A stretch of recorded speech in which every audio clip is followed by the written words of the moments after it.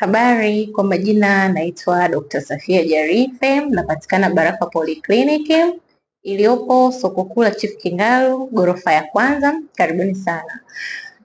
Leo nitapenda kuongelea kitu kimoja ambacho watu wengi kimekuwa kikiwasumbua sana.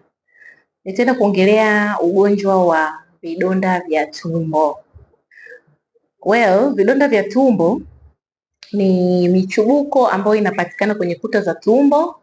Hii inakuwa na sababu tofauti. Kuna aina mbili ya vidonda vya tumbo.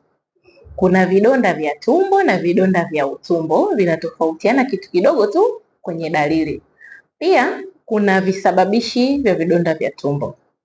Kwenye hiyo watu wengi tumekuwa tukichanganya. Kuna vidonda vya tumbo ambavyo vinaambukizwa na bakteria, yaani H. pylori, Helicobacter. Huyu ni mdudu ambaye tunampata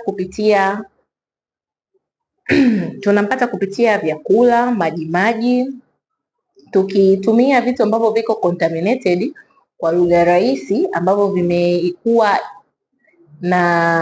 vimekuwa na hayo maambukizi ya huyo mdudu.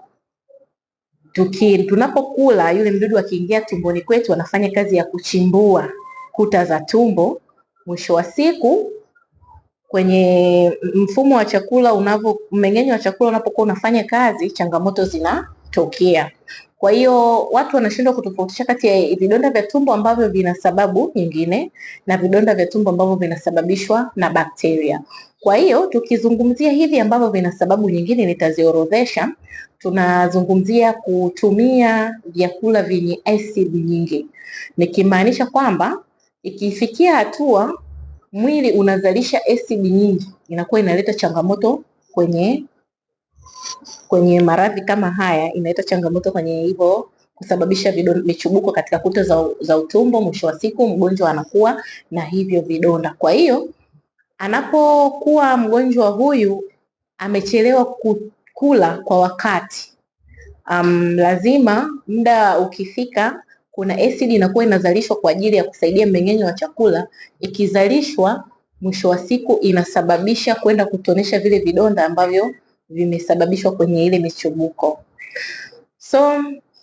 Kwa hiyo nitataja sababu tofauti chache ambazo zinasababisha.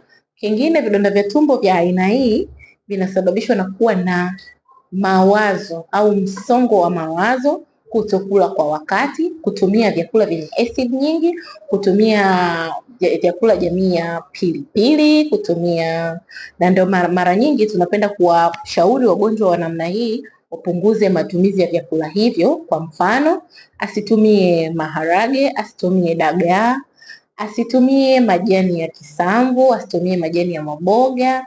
Kama ni mpenzi wa pilau, atumie ambayo halina viungo vingi, ili kupunguza vile vichocheo vya uzalishaji wa acid nyingi na gesi nyingi tumboni, ambayo itakuja kumpa shida.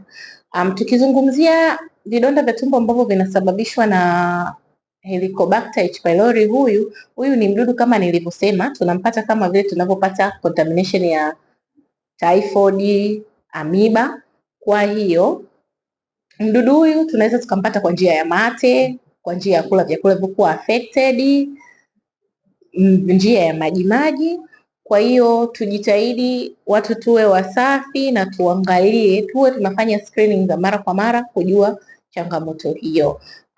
Vidonda vya tumbo vya aina hii ya Helicobacter H. pylori huwa vinapona kwa sababu tunatoa dawa za kumuua huyo mdudu. Tukimaliza tutakupa masharti ya kufuata, mwisho wa siku utapona. Kwa changamoto, naomba nihitaje dalili chache za vidonda vya tumbo ambazo mtu akipata hizi dalili anashauriwa kufika Baraka Polyclinic kwa haraka sana.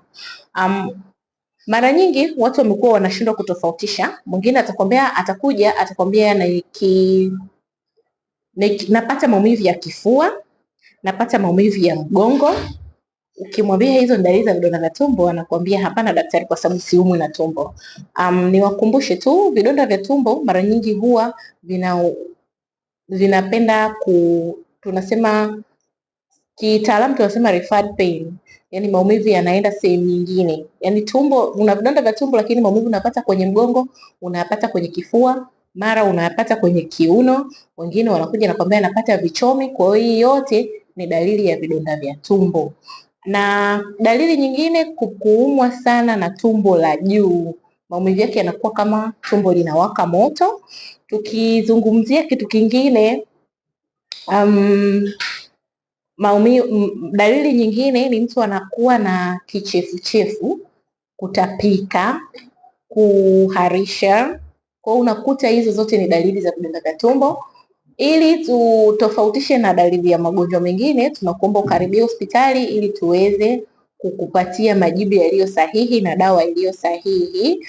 Niwakumbushe tu, vidonda vya tumbo vinapona, ingawa kuna fikra zilizopo kwamba vidonda vya tumbo haviponi. Vinapona ukifuata masharti, lakini watu wengi wanashindwa kufuata masharti hayo. Kwa hiyo tunawakaribisha kwa ushauri na tiba ya vidonda vya tumbo, mtu unapona, tunakuashua kabisa. Karibu katika kliniki yetu.